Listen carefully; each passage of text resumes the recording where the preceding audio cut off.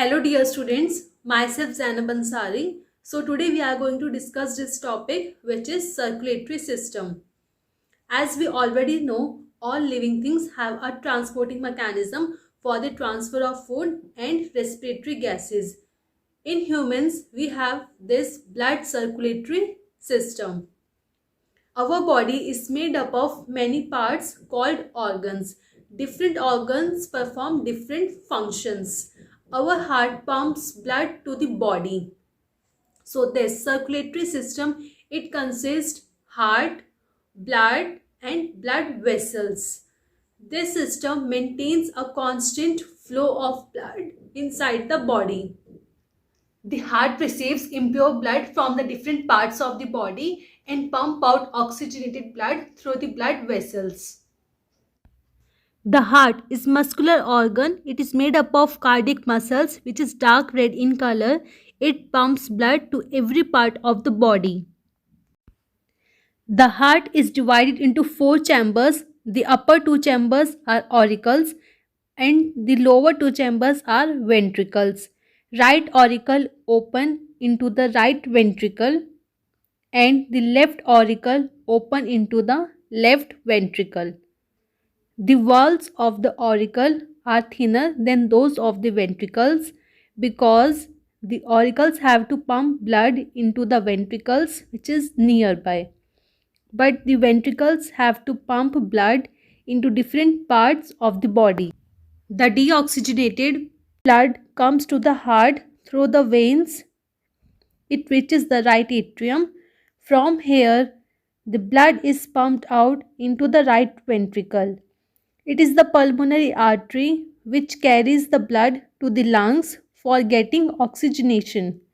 This process of outdiffusion, carbon dioxide and indiffusion of oxygen takes place in the lungs.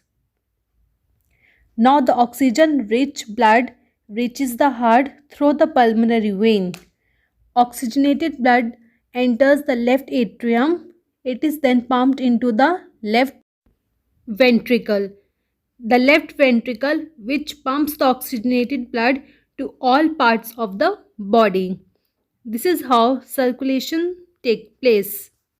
Blood is a fluid tissue. It has red blood cells, white blood cells and platelets. Floating in a liquid is called plasma. Plasma is a yellowish fluid. It contains 90% of water.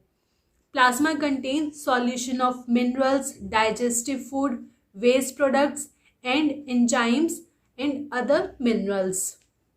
Now the third one is blood vessels. Arteries, veins and capillaries are the three types of blood vessels. Artery carry the oxygenated blood. It carry blood away from the heart to the other parts of the body. Veins carry blood from various parts of the body to the heart. Capillaries, they are the smallest blood vessels which link the arteries and the veins. So this is all three types of the blood vessels. This is the artery which carries the oxygenated blood, that is why it is red in color, and the vein, this is blue because it carries the deoxygenated blood, and the capillaries, it links the arteries and the veins. So let us discuss quickly what we have discussed till now. So this is the human circulatory system flow chart. It consists of blood vessels, the heart and the blood. Together make up the circulatory system. Blood vessels, it contains arteries, veins and capillaries. Heart, we have already discussed.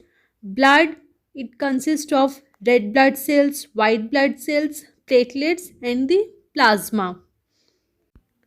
So let us quickly revise how this circulation takes place. So the deoxygenated blood comes to the heart through this superior vena cava and inferior vena cava.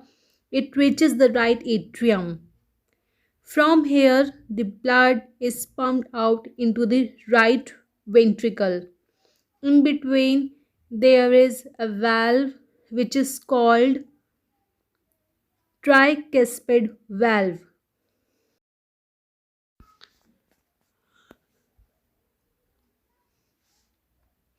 From right ventricle, there is one valve which is called pulmonary valve. It is the pulmonary artery which carries the blood to the lungs for getting oxygenation. Now the process of diffusion and diffusion takes place. Now the oxygen rich blood enters into the left atrium through the pulmonary vein. It is then pumped into the left ventricle through the valve which is called bicuspid valve. And from left ventricle, aorta will take the oxygenated blood and it will transfer to all parts of the body. So this is how the circulation takes place. So this is very important diagram, and this is most the easiest way to learn how the circulation takes place. So you all can make this diagram. Because blood flows twice through the heart before completing a circle, this is why it is also known as double circulation. So I hope you have learned from this video. So thank you so much and have a nice day.